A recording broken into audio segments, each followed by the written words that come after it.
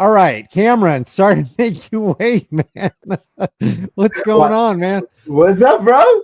I feel like before you even start talking, we should have a dedicated stream with just you and me because we're already two We'll get hours and there. 20 minutes into this, and I I don't know how know. many people are going to watch it. But go Well, we'll ahead, man. get there. It's okay.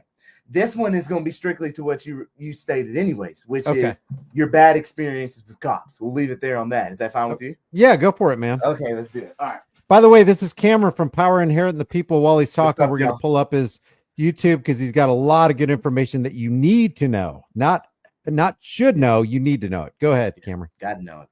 Okay. Bad situation with cop. I'm gonna name one.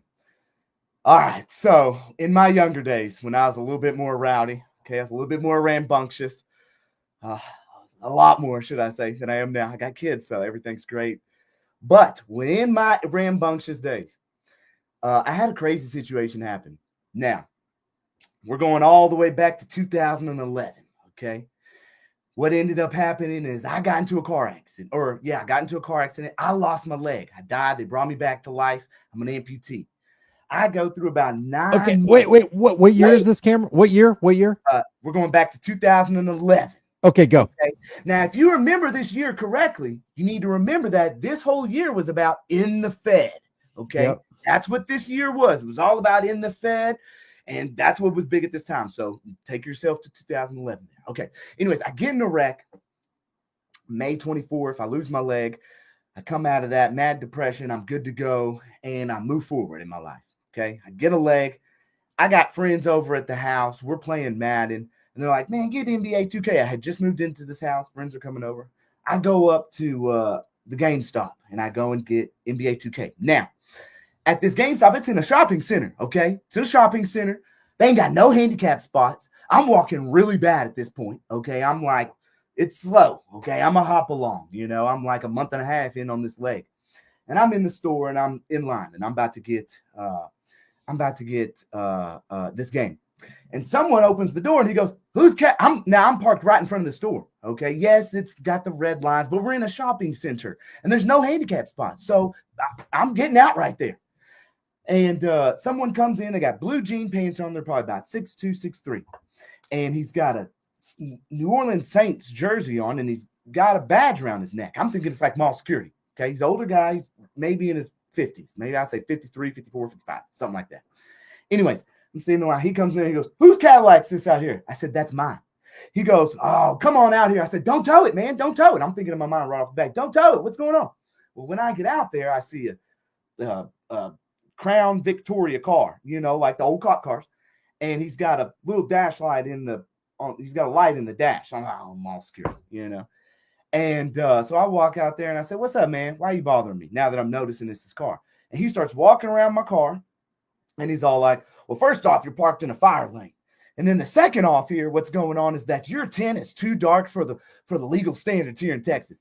I said, man, what you talking about, bro? Just let me get in my car and go about my business, man. Like, what you doing, bro? Like, can I get in my car and go, or like just park? There's no handicap spots, right? And he starts trying to argue with me and he's doing all this and that. He's got a gun on his hip. I see it. It's a revolver. And I was like, man, I'm not trying to hear none of this no more. I cussed him out, right? I was young. Like I said, I didn't play this well. Anyways, and I had just got a sound system in my car. I just got this tent. Like I had just gotten all this because of this wreck. And I get in my car and I turn up the music really loud and I roll down a little bit on him and I'm looking at him and I'm like, like ignoring him, kind of agging him on. Okay, it's my own fault. I'm agging him on. And he knocks on my window and he goes, he said something. I forget what he actually said. For real, I forget it. He said something. I was like, man, I said something. I cussed him out. Well, that dude comes to the front of the car, bro. Immediately pulls out, like he's in front of my car now, and immediately pulls out this revolver, okay? And he pulls the hammer back on the gun, bro.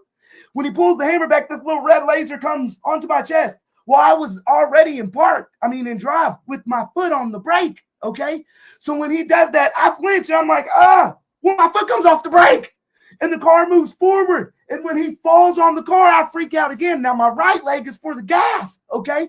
And that foot hit the gas, bro. And I'm like, like this. And the car starts taking off. And I'm not knowing what to do because I'm freaking out because my leg is stuck on the gas pedal now. This dude's on front of the car, and the car's going. I'm like up to 50 miles, 40 miles an hour.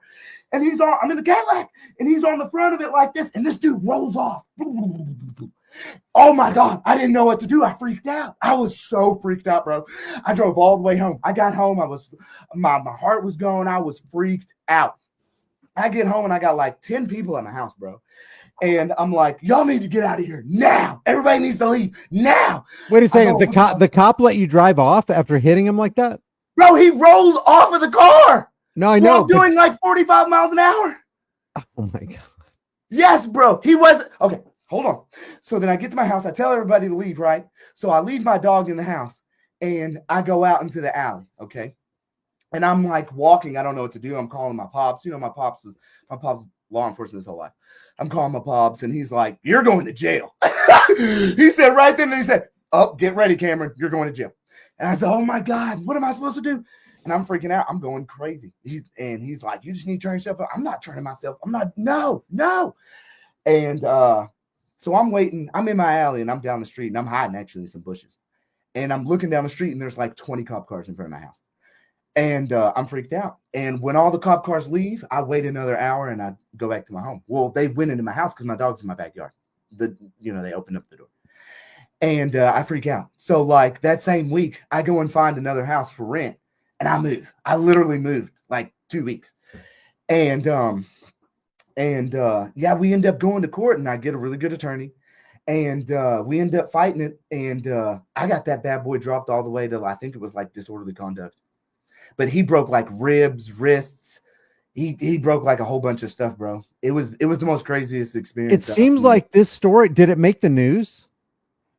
I don't know. I wasn't paying attention to the news. Any journalist worth his salt would write up this story because it's so freaking interesting the way you told it. It was crazy, bro. Like I could pull up, I still have all the documents from the situation and how they ended up dropping it from it. What I was facing was 20 years. That was their first offer. Because what they gave me was an aggravated assault against a public servant in a motor vehicle. Wow. And he was actually an off-duty cop. That was working that for security. So I guess, just him being so already in that mode, if I always have a badge, being security and being out in the country and then coming into town, it was just, I guess I got everything though, as far as all those documents. It was the most wildest experience because the first thing they did is offered me 20 years. And I literally got time served for 24 hours in jail on a disorderly conduct. You got 20 years served for just a couple hours? Go ahead. Well, they offered me 20. This is the thing. Right. They left it as a felony. And my lawyer did so well that he was like, yo, y'all cannot charge him a felony when this guy didn't. He's literally an amputee. The situation is what it is. And then they finally said, okay, well, we can't just drop it all the way. Something's going to happen. We're getting a conviction. And so they dropped it down to like a misdemeanor, disorderly conduct or assault. And on my thing, it says 24 hours time served. I got 1 day. Yeah. Having not recorded any of this, was anybody wearing body cameras back in 2011? Probably not. Right. Well, I mean, they had some footage from the GameStop, but it was only him falling onto the car and then me speeding off. Right. That's it. That sounds so incriminating, though, the way you put that. It is nothing short of a miracle that you didn't have any shred of evidence to defend yourself. That shows that you had a really, really good attorney. Yeah, he was really good. And so just in case you don't know, audience, this is Power Inherent in the People. One of my most popular right to travel videos does feature Cameron, who actually got a cop. Was it in Seattle? Where was this? Hood River, Oregon. Oh, that's right. In Hood River, Oregon, actually got a cop to say, if what you're saying is right, I will not renew my license. That's a cop saying that.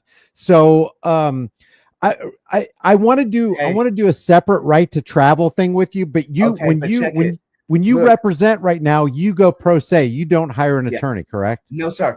And if you look right in the private chat here on StreamYard real quick, I just sent you the link for my actual civil. This is going to be my first civil suit that I've ever done myself. I've won several times in statutory administrative courts, of course.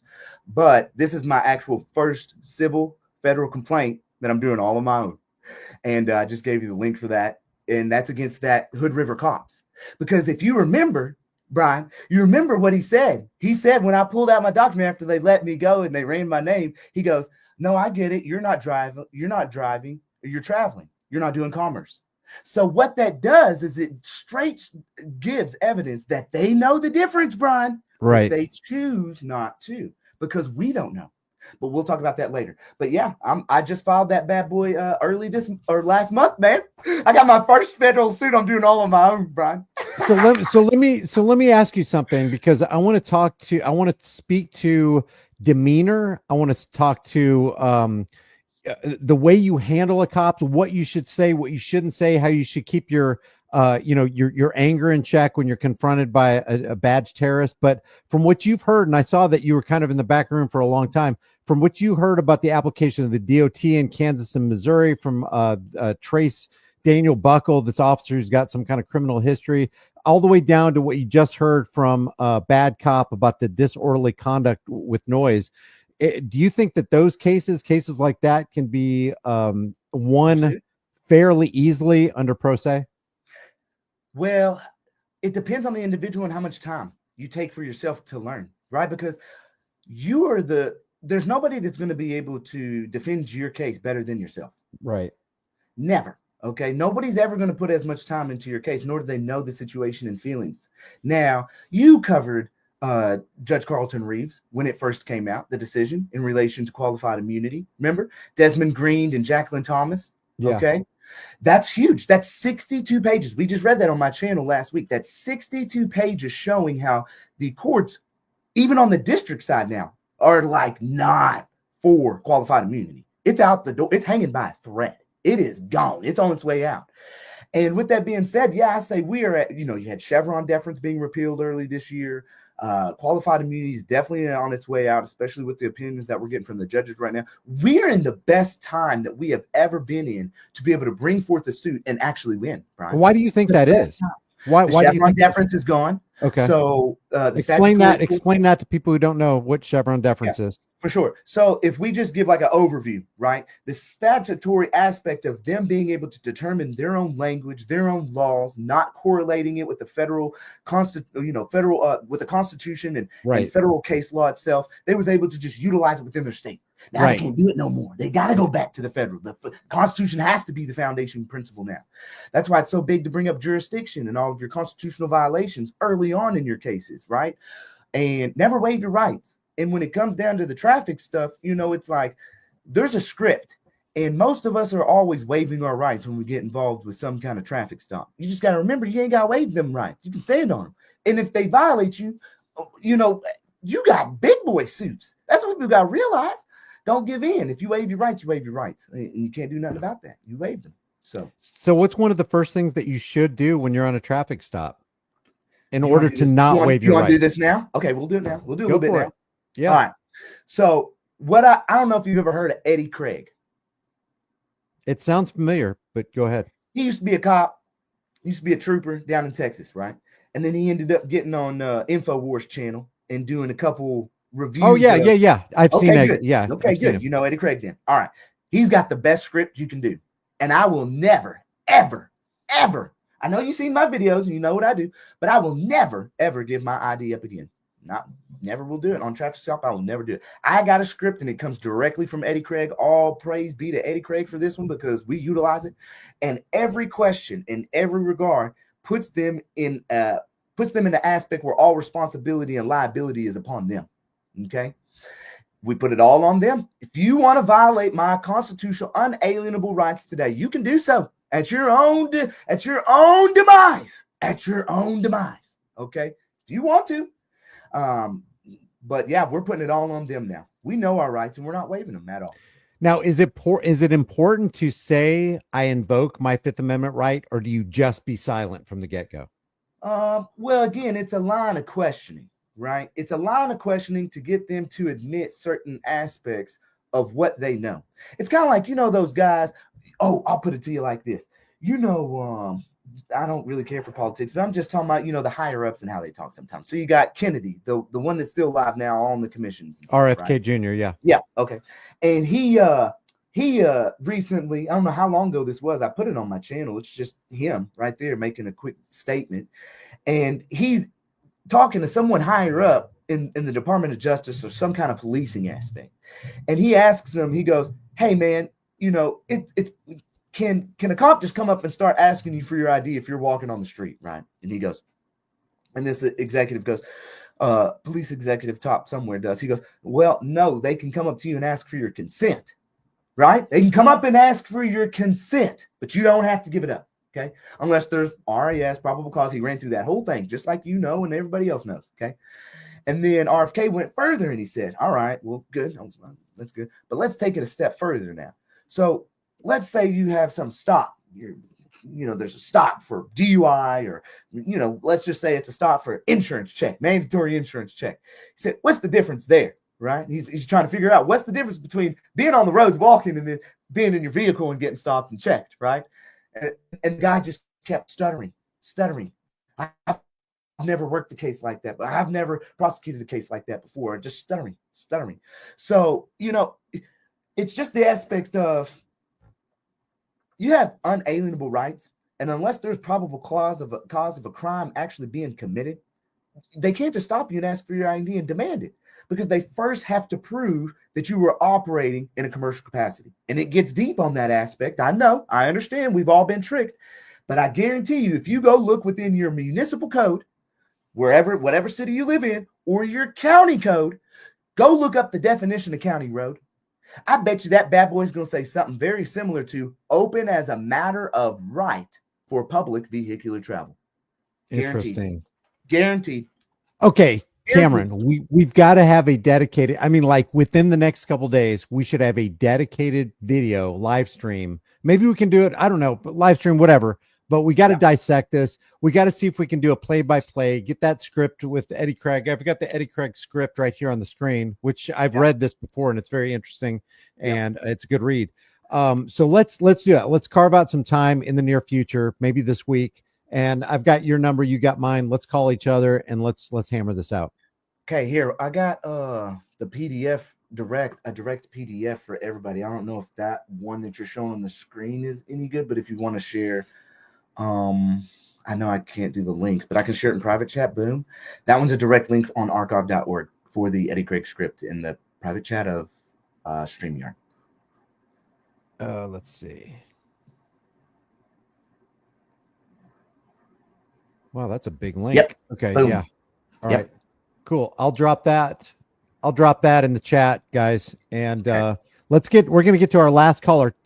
Cameron, thank you for weighing in. I really appreciate the work that you do. I'm very curious to, and very interested to learn what you know. Most definitely. We'll talk later, brother. All right, brother. Take care.